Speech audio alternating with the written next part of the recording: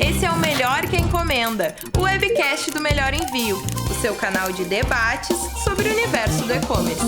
Para você que está nos acompanhando aqui no webcast Melhor que Encomenda, eu estou conversando com Samuel Gonçalves, o diretor de relacionamento do E-Commerce Brasil. Toda vez que a gente acha que chegou no limite, né, da velocidade de uma entrega, o consumidor fala assim, poxa, mas podia ser mais rápido. E com a Gabriela Bettini, gerente de suporte operacional e logística aqui do Melhor Envio.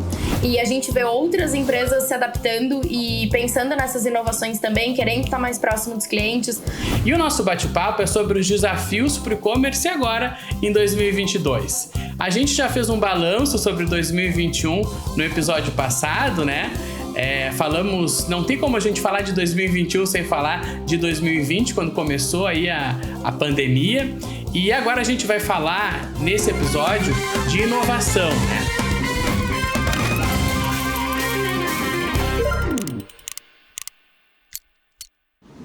Eu queria saber dos convidados, né? O que a gente pode ver de novidade esse ano no e-commerce brasileiro? Eu acho que começando pela área de logística, né, Gabi? O que a gente pode trazer de inovação agora aqui para esse momento, para esse ano de 2022, sendo que a gente aprendeu muito aí com 2021, como tu falou no episódio passado. Acho que trazendo gancho com algumas coisas que o Samuel estava falando ali no último episódio, com essa mudança de hábito de consumo, as pessoas também passaram a prestar mais atenção, né, naquilo que elas estão recebendo, porque mais que dobrou a quantidade de vezes que elas estão comprando online, então agora elas estão preocupadas, estão olhando para isso. Acho que uma das principais inovações que não dá para deixar de citar aqui é a melhoria no acompanhamento. A gente passa a ter um rastreio on time ali, você consegue saber exatamente onde está a sua caixinha o tempo todo, você recebe um SMS te avisando na hora que o mensageiro está próximo do teu endereço, literalmente dá para você ficar na janela esperando o caminhão estacionar para poder pegar a sua caixinha, porque você sabe na hora que ele está chegando, né? E acho que essa melhora de rastreio tem muitos ganhos, porque a gente evita muitos problemas que a gente tinha na logística, que um deles era das pessoas não estarem em casa para receber. Isso, com certeza, a gente queima muito. E as formas como a gente vai se adaptando, né? A gente tem que começar a fazer uma entrega sem contato, então a gente tem que tirar aquele papel onde a pessoa tinha que ter uma caneta, assinar, colocar o nome, o RG. Agora a gente leva isso pro digital, uma assinatura num aplicativo, ou às vezes nem precisa da assinatura, o próprio mensageiro digita o nome ali de quem tá recebendo, essa informação na hora já fica disponível, então o cliente não tem mais a surpresa, né, foi minha caixa foi recebida por alguém e eu descobri isso 3 ou 4 dias depois. Então acho que a gente ganha muito com essa rastreabilidade on time. Acho que é uma das principais inovações que a gente tem nesse ano e que teve em 2021, né? E que acho que segue aprimorando ainda mais em 2022. E é engraçado, né? Porque com a função da pandemia, várias coisas mudaram nessa questão do contato, né? E são coisas que a gente vai naturalizando, que hoje eu nem lembro mais como eu recebia uma mercadoria antigamente, porque mudou muito o padrão, né? Com toda certeza. Acho que ninguém nem lembra que um dia sequer assinou um papel. É exatamente o que você disse. E hoje em dia já não... Com o aumento principalmente também de condomínio, né? Muda-se muito essa forma de recebimento, porque é inviável para que um porteiro que vai receber ali 50 caixas para todo mundo que está no condomínio vai assinar cada um dos papeizinhos. Acho que a gente tem ganhos, né, com essas... O cenário ele não foi positivo da pandemia de forma alguma, mas a gente ganhou muita inovação que vai ser positiva no longo prazo, não só nesse período, né? Uhum. E Samuel, sobre essa questão da logística, assim, que a gente tá comentando aqui, sobre essa coisa de mudar o formato, né? No outro episódio, tu tava falando sobre essa questão de entregas mais rápidas e etc.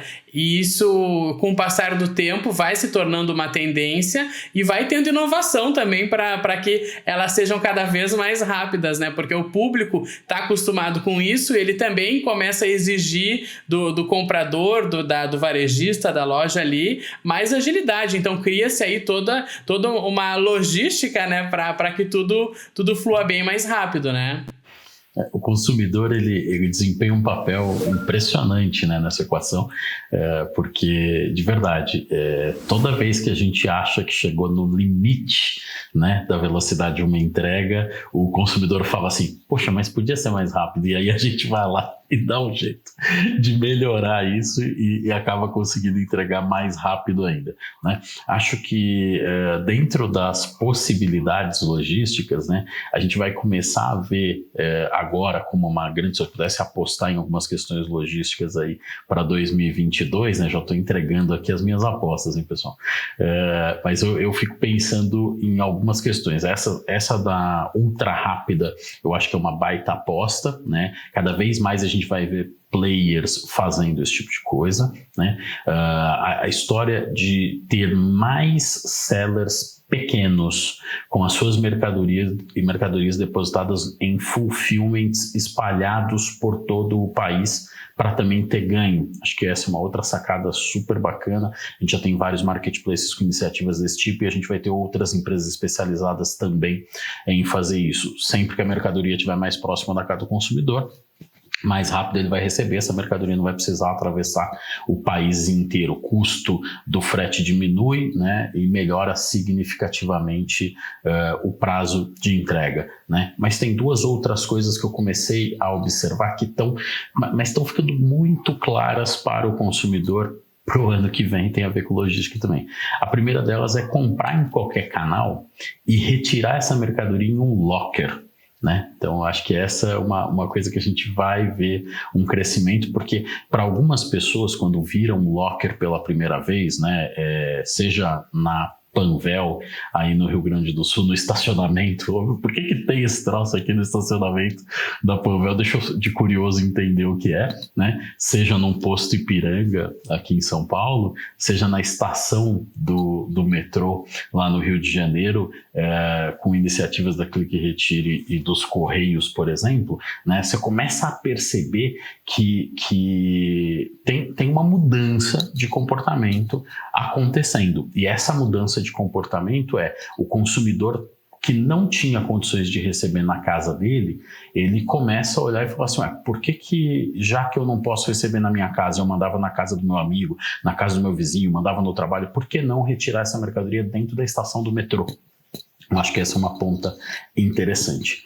E a segunda questão que eu estou vendo com alguma clareza se fortalecendo, até em função da retomada, é loja itinerante. É a gente levar uma parte do estoque para onde as pessoas vão se reunir. Então, por exemplo, a gente deve voltar, aqui em São Paulo já voltaram algumas corridas, né? E aí ficou comum na corrida você ter lá uma loja que foi lá vender artigos esportivos ali, enquanto a corrida está acontecendo. Então, esse é um ponto interessante que eu acho que vai ganhar maturidade ao longo do próximo ano. E Gabriela, sobre essa questão de ter toda essa mudança, né, por parte das transportadoras para agilizar a entrega, para criar soluções e inovações, né, também tem por parte das nossas transportadoras integradas, né, tu que está mais próxima, grandes investimentos de centros de distribuições, de melhorias que possam gerar isso, porque a gente sabe que nem sempre todo usuário do Melhor Envio, por exemplo, agora levando para o nosso universo, ele vai conseguir disponibilizar a mercadoria dele num centro, ele é pequeno, ele vai contar sempre com os serviços das transportadoras, né? E nesse universo maior, né, falando de todo o Brasil, fica o investimento das transportadoras para que elas tenham processos e métodos que agilizem na entrega em si, né? Com certeza. Acho que os nossos principais parceiros hoje já sentiram essa mudança, já estão muito adaptados a essa diferença, ao comportamento do cliente do e-commerce, já estão pensando em inovação, já estão pensando em expansão de rota, em expansão de centro de distribuição, justamente para poder estar mais perto dessas pessoas, diminuir o tempo de entrega, conseguir dar agilidade, fazer uma melhor distribuição.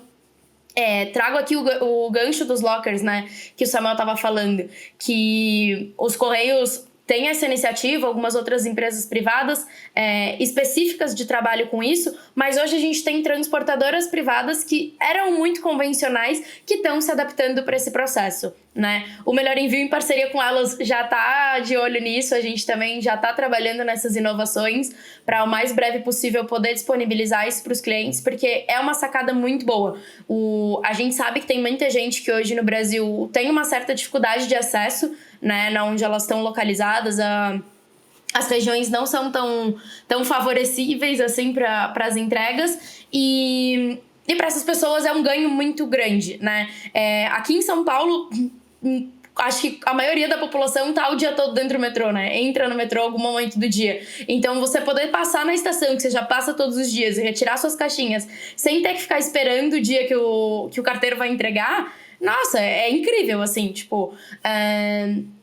Ou algumas pessoas que estavam acostumadas a ter que buscar na transportadora, ter essa disponibilidade de ir num lugar que está mais próximo, porque esses lockers estão mais centralizados, estão mais bem distribuídos, faz toda a diferença. Então, acho que a gente sai um pouquinho só do padrão, né, das ações das transportadoras padrão, e a gente vê outras empresas se adaptando e pensando nessas inovações também, querendo estar mais próximo dos clientes, entrando, por exemplo, muito numa pegada ecológica. Acho que esse período de pandemia fez com que as pessoas começassem a olhar mais ainda para isso, tivessem mais essa visão. Então, a gente vê as transportadoras falando de compensação de carbono, a gente vê entrega de bicicleta, a gente vê uma mudança nesse comportamento também, para a gente estar perto daquele público que está preocupado com isso, que acha isso importante. Acho que a gente passa a abraçar todos os consumidores aí na entrega. E Samuel, todas essas inovações, locker, fulfillment, etc., quem promove isso? Quem é o responsável por fazer isso crescer? São os grandes varejistas, os marketplaces, as transportadoras? De que forma a cadeia, né, do e-commerce, a cadeia do varejo online pode se beneficiar e pode cobrar, né, esse tipo de investimentos e de inovações? Legal. Acho que o ecossistema todo está trabalhando sempre com a perspectiva de consumidor no centro das estratégias. Isso enfim, quando a gente falava lá no início de Omnichannel, a gente tinha que explicar muito por que eu tenho que tirar o consumidor da ponta e levar ele para o centro. Hoje isso está fazendo sentido. Quando você vê, né, gostei muito da fala da Gabi, né, você vê uma empresa com o Melhor Envio que tem inteligência para os negócios logísticos, se juntando, se aproximando cada vez mais com o transportador, que muitas vezes é aquele cara da velha guarda, que quando a gente tentava falar com ele sobre isso, ele nem queria ouvir, e hoje o e-commerce é tão relevante que ele já está fazendo. As inovações, né, partindo, seja num varejista, seja dentro do próprio...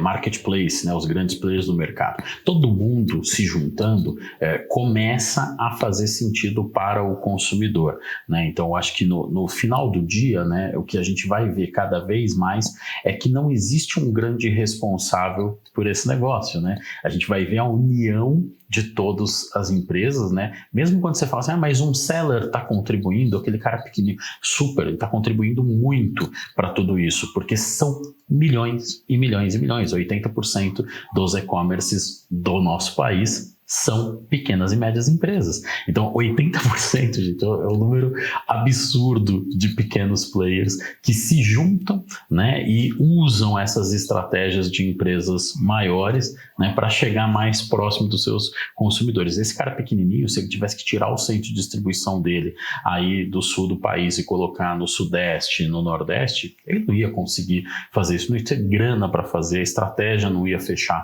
para ele. Então ele se une a um grande marketplace, né, para conseguir fazer isso. E as tecnologias, um ponto que a gente precisa lembrar sempre, né, principalmente para os caras que chegaram agora no e-commerce, que talvez não entendam muito bem isso, mas 20 anos atrás, o custo de tecnologia era um negócio absurdo, e hoje é um custo marginal, é um custo que está muito próximo de zero, né? Então, por conta disso, a gente consegue ter muitos players interessantes, assim como vocês da Melhor Envios, criando soluções, melhorando as coisas através de tecnologia que impacta na transportadora, que impacta no varejista, que impacta no seller e que impacta no consumidor. Então, você tem a cadeia toda sendo impactada por tecnologias que estão sendo criadas. Então, acho que, de certa forma, é o ecossistema todo trabalhando para que as entregas sejam melhores, mais rápidas e com experiências ainda mais legais. Essa experiência do locker, eu já vivenciei isso, ela é incrível, Você chegar ali na porta do locker, colocar um QR Code no teu smartphone, ler e ficar procurando qual portinha vai abrir para você, é uma sensação incrível, entendeu? Então, mais pessoas vão vivenciar isso daqui para frente. E como tu bem falou, né? Todo um ecossistema aí, né? Às vezes, quem tá começando pequeno, lojista ali. Aqui no Melhor Envio, pessoal, quando a gente chama de lojista, tem gente que vende pelas redes sociais que nem se trata como lojista. Eu sempre costumo dizer que é qualquer vendedor, empreendedor, gente que vende pela internet é lojista. E acho que cada um vai contribuindo, né? Com todo esse ecossistema, aí chegam as empresas, enfim, o papo tá bom, e fica esse gancho, então, a gente volta a falar depois sobre inovação e logística, que tá legal a questão sobre logística, a gente vai focar no episódio que vem sobre logística, mas vai continuar com certeza falando de inovação. Então, eu espero todos vocês no próximo episódio, continuando falando aqui com a Gabriela e com o Samuel. Até a próxima! E no próximo episódio do Melhor Que Encomenda... Com certeza a agilidade na entrega ganhou uma atenção maior nesse momento. Mais do que o custo do frete, é o quão rápido eu vou ser atendido, né? Mas olha, eu não sei se você vai ganhar dinheiro no e-commerce, mas eu tenho certeza que 2 caras vão ganhar. O meio de pagamento e a transportadora. Então, se eu sei que esses 2 caras vão ganhar dinheiro, você precisa buscar opções nesses 2 caras.